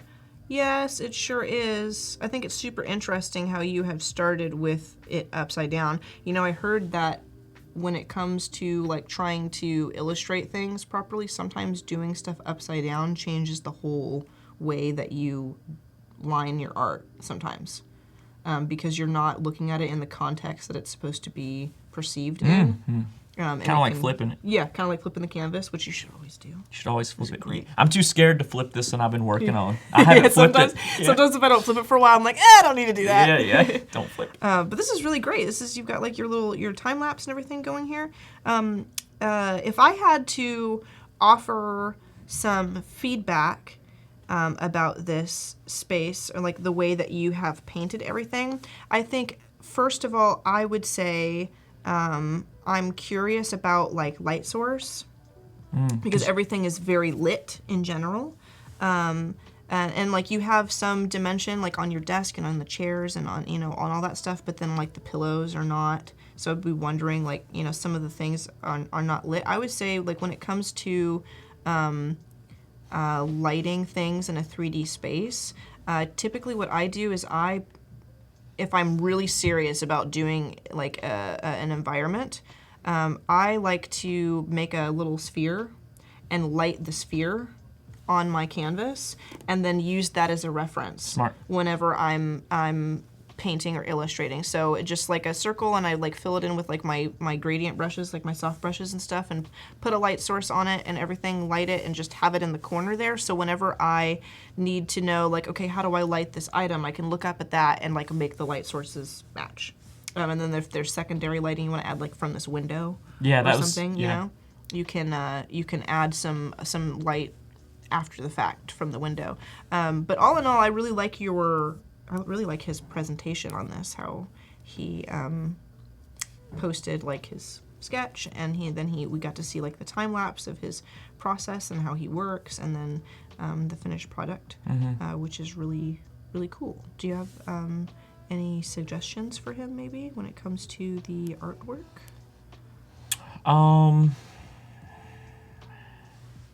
Let me look at the top one there. This one here? Sorry, I'm like scrolling all around. No, it's okay. Well, I won't comment on the color and the lighting as much because I'm more of a black and white line work person. Okay. But yeah, maybe the pillows weren't completed. Those tend to draw my attention a little bit, and yeah, my eye did go to them. It's mostly the contrast, right? Because this pillow on the left is directly against a black headboard, so it does. That's where your highest contrast in the picture is. Yep. I would, maybe I'll say one thing. I would like a little more unity in the colors. Okay. So, that could be accomplished maybe by throwing a glaze over the top. You can like always overlay or something. You can always do that after. But I would like a little more, because you have like a really saturated yellow, a really saturated red, and a really saturated blue, and a really saturated green. Yeah, it's very like the primary core colors, like right off the bat. Yeah. But it would be nice to, I think when it comes to like lighting things differently and like adding a bit of atmosphere, even if the object itself really is that red or that yellow, it won't really appear that way in certain lighting situations. So just kind of experimenting with that. You can get like desaturated, like kind of more muted, like maybe earthier colors, even though that is, like it's supposed to be like a really red book or a really red trash can. And as the artist, we're in control of that. So if you want people to look at one book in particular, keep it saturated, but if you don't, be in control of that. There's a great artist named James Gurney. He has a blog. Oh, yes. Anthony, that's Anthony Jackson. Yes. Anthony, look up James Gurney's color gamut. He talks about selecting your colors within limitations, and that will always, if you have a gamut, you'll always be able to tightly control what colors are available to you. Gotcha. Yeah, so, I haven't seen that. I haven't looked at that particular lesson that he gave, but that sounds like very, very valuable. Helps me a lot. Yeah, awesome. Yeah, and I'm the kind of person where I do colors last after I do like a grayscale thing, because I struggle with color sometimes. So that's be a cool learning experience for me as well. All right. Do you have anything else that you like, something that jumps out that you would like to take a look at specifically? Looks like I like the cat. Little cat up Which there. One? This one right here? Yeah. Yeah, Caton. I like that. I do too. That's very cute. Yeah, and there is unity in this piece. Yeah. A lot of color unity, so Definitely. it's very tightly controlled. Definitely. I want to scroll down and see. Ooh, I like these time lapses. Do like this a lot. And he starts on, is this on paper? Starts on paper, yeah. I like it. Yeah. I'm a paper guy. Yeah, you knew you would like that. Sorry if you're a tree, but I'm a paper guy. No, I think that you have a very solid workflow, right? Like he's like got kind of pretty much has it all planned out. Like I don't see a lot of you going back on things and like redoing parts. I see him like going from point A to point B, and he might like, you know, try a brush like he did a second there and realize it's not what I want or whatever. But for the most part, your workflow seems to be pretty solid. I think the only thing that I think, in my opinion, could be improved on is like lighting. And then I'm also noticing that because I got to watch his process here, I think that when it comes to your shading and blocking in large areas with color, using a very, very small brush. And sometimes when you're shading and you're like putting in stuff, like maybe I can go back in the video. Sometimes when you're shading and you're putting in, yeah, right there, where he's putting in the shade on the side of the head there, I can see very, very teeny tiny brush strokes. Sometimes you gotta zoom out, right? So Always. you can see everything, and use a big brush and just go through and do everything, because it'll make it look cleaner, it'll make it look smoother, more organic, and it'll be like a more, I don't wanna say more professional, because like that's kind of like, you know, depends on what you're doing, and it's who am I to say what's professional and what's not. But I think that it will give you a more seasoned kind of look to your work, you know, like very deliberate, I guess, like deliberate, very confident strokes. Like if you just put it there with the one big brush. Maybe that will work for you, maybe it won't, but That's great advice. That's great advice. Yeah, you could also, you could maybe have your piece the size of maybe a credit card or a phone, and so you can't get a tiny brush and get in there. You have to use a big one. And then when you get those large blocks of value, then you can zoom in. Yeah, that's so what I think you know. that's great advice, what you just said. Another thing, like to play on that, is like having like a certain view of your piece. Some people like to use like the navigation thing and have like the little thumbnail. If you're working in Photoshop, if you go to I believe it's View, and you can go to Arrange. It's either Window or View, Arrange. You, at the very, very bottom of the Arrange menu, it will say Open New Window for this file. And you can open one file in two separate windows. So it's the same exact file. And so if you have another monitor, or if you just have them side by side in your Photoshop window, you can be painting in Photoshop and zoomed in and whatever, and then the other one will be zoomed out, and as you make a stroke, it appears on the other one because it's the same file. That's real cool right there. So you can be zoomed in, but also keeping an eye on your painting as a whole to make sure that it's staying cohesive and everything, which is very, very useful. But yeah, that's really, really, really, really cool. I like your bio. I like your work. I hope that we've given you feedback enough to improve a little bit, but I say keep doing what you're doing. I love your subject matter, by the way. Like all this stuff is like right up my alley. It's fun. It's fun, cool stuff. Yeah, we've been talking about all this kind of stuff all day. So very nice. Yes, Doc. Also, welcome, Doc. I've seen you in there, but I haven't greeted you yet. Doc is a really pretty talented guy. He's a pretty cool dude. But I think we're gonna jump over to our other portfolio because I want to make sure that we have time to go over some projects from both. I believe our next guy is Jakov Tabula. I hope I didn't butcher that, but this is really, really cool. Oh, there's some cool stuff going on. Yeah. Jakov, if you guys want to follow Jakov or Anthony Jackson, I believe Anthony, I can see Anthony in chat. All you have to do is click on his name or his user icon, and it'll go to his Behance. You can give him a follow. And same with Jakov. Oh, Croatia, yeah. Yeah, from Croatia. A lot of great artists over there. Yes. Yeah. Yeah. This is really cool. This is cool stuff, yeah.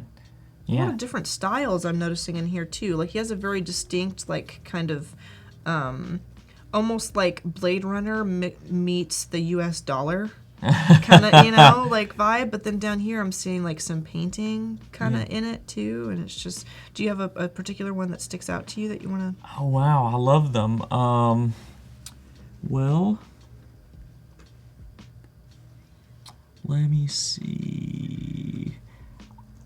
I like this, and I like the one with the horse a lot too. This one? Yeah, that's an interesting piece. Now let's select this one, and then maybe we'll go to the Sure. horse one after that. Head of David. Oh, this yeah. is so cool. That's cool. It's got a little vaporwave in there. Do you Oh, remember yeah. the 80s? So Vaporwave is Yeah. like my second favorite thing next to Star Wars. Oh, Yeah, cool. and if I can mix the two, the more the better. But yeah, like cyberpunk, vaporwave, Yeah, there's a little retrowave bit of stuff that in is there. Very much like with the. I like that it's got the noise on it too, because that's kind of like vaporwavy is like having like an outer glow with noise on it, Mm-hmm. you know, and like just like shapes floating around, and you know. But yeah, this is neat.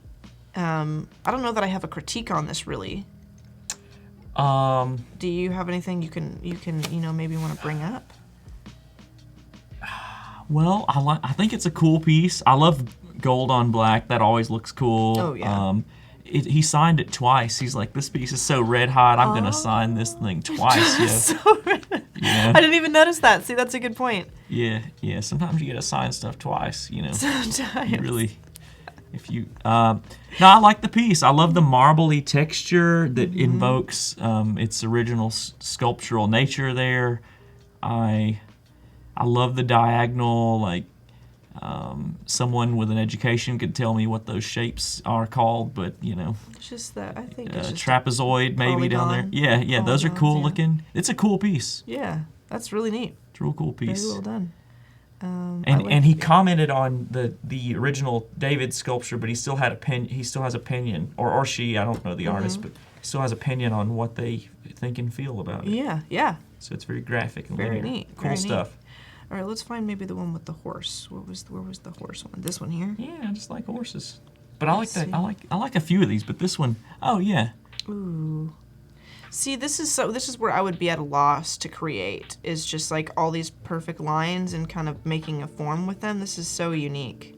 Yeah, I wonder how this was made. Do you think it was made in Illustrator or something, or? I bet we could look if if he has tagged Illustrator and Photoshop. Hey, those parallel lines are fresh. I like it. Very nice. Yeah, I like it. I like how all the directional lines of it, and not only that, but the how even like in the solid areas, it's really like maybe I can I zoom in? I don't know how to zoom in. I'm a PC girl, so I don't think that worked the way I want okay. it. But even in these areas where there's like a solid thing, it's actually really just lines more like closer together than the others, which is just super cool. So it's just really lines. Can you pinch and like? Can you do? I don't think it. No, on the trackpad. Ooh. Oh yeah. My goodness. Thanks, Tim What? Cook. Wow. There's only one thing I'm gonna gripe about on this. Mm-hmm. Let's look at that hand holding the sword. Oh, let's see. Oh. Come on. Mm-hmm. Yeah. See, he put all this. They put all this beautiful work into things, but I feel like that hand was the Needs last some thing love. that got drawn. Yeah. And if you're drawing the human figure, there's two things you don't want to skimp on: hands and faces, because that's what we look at. We're intimately familiar with both. So that hand, this is what the hand would be doing if you were holding. I hold a sword every day. You know, sometimes you got to cut people, and When this you is just have your katana out. yeah. So you know, you would have. I held it above the camera, but There we go. Yeah. you would have those. Yeah, you're right. It's not convincing the way that. I can see maybe where he was going because it has like the knuckles like in that curved thing, but it's just not conveyed as well as the rest of the piece. And it's a beautiful drawing, and the extra 20 minutes that could be spent on that could, yeah. But boy, do I get the sentiment, though, because sometimes you get down to the last dregs of a painting and you look at the hand you're supposed to do, and I'm like, pocket it is. Yeah. but don't hide the hands in a pocket. Don't hide the hands behind something. To spend the time to do the hands, because you will appreciate it when it's done. Yeah. I wish that I could stop paging this down. You're a PC. I know. You're a I'm PC. looking for Real dope though. I like the piece. So very, very cool. Let's see. We've got a little bit more time. We could probably check out one more if you want to check out yeah, one more. your pick. Your pick. My pick? Ooh. What am am I gonna choose? It's like Art Deco vaporwave. Yeah, it's just so cool. I'm digging whatever this is. This neon entity thing. That is neat to me. I'm liking that. Again, I like this one. I think I like this one because all of the lines are the same weight. Yeah. Aside from maybe the outline, but I kind of like it with all the lines being the same weight and there just being like lots and lots of them. I really like that. Yeah.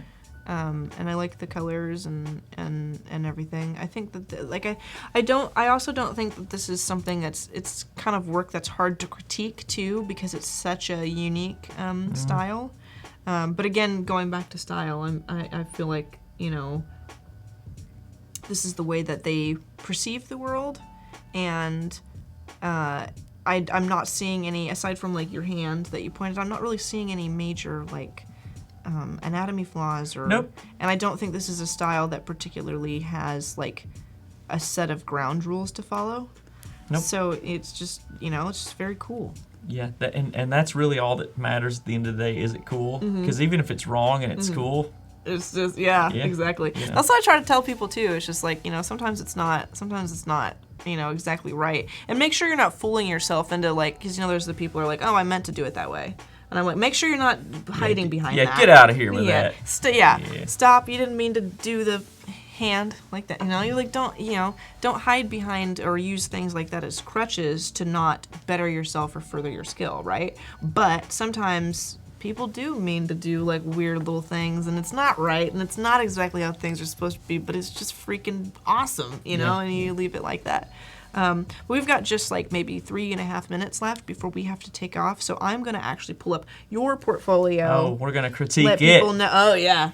You know right. what, sir? I should have known that you were a Lone Wolf Cub fan because of this little guy that you got obsessed, up here. I'm Yeah, obsessed. I've got a bunch of the old comics, like the old comics. Yeah. You know, Read them. Yes, they're very, very cool. They're grown folks comics, Yeah, though, so they get are- your parents' permission. Yes.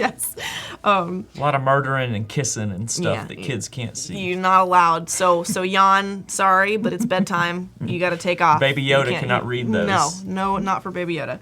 But then again, you know, Hellboy can sometimes be a little, you know, like there's a lot of interesting themes and stuff. It's all dependent on. I'm glad what I ain't a you're kid into. no more. Yeah. Now I can read Yeah. whatever I want. Yep.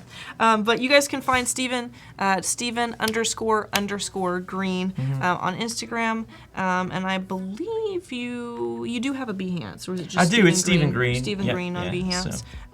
But I think if I go to the channel, I think it's probably linked. Yep. If you guys come down here, there's actually a link to the website, like the Instagram and the Behance, as usual, underneath the player here. So if you guys want to check that out. I also noticed you guys put mine in there. Thanks. That's very nice. Yeah. But definitely check out Steven. Give him a follow on social media. We are going to take off here pretty soon. Maybe we can pan over to him and show what he kind of finished on. This is what I've got right now, and I need to tighten up those trees. I've kind of like played around with them, but I will need to pull up. I've exhausted my knowledge of the palm tree, so I need to tighten those up. Pull up some reference and Yeah, and tomorrow I think I'm going to pull out some brushes and finish the drawing. nice. So. Can't wait. We will be back tomorrow at 9:30 a.m. Pacific time for another segment with Steven and myself. But we do have more design coming up after this, so please stay tuned because the XD Daily Creative Challenge is coming up after this, followed by an awesome 2 hours of XD design. So thank you folks for joining us. Thank you very much for hanging out with me. Yeah, thank you. It was young great. sapling. Yeah, it was great. It's been a blast, and we will see you guys next time. Adios, everyone.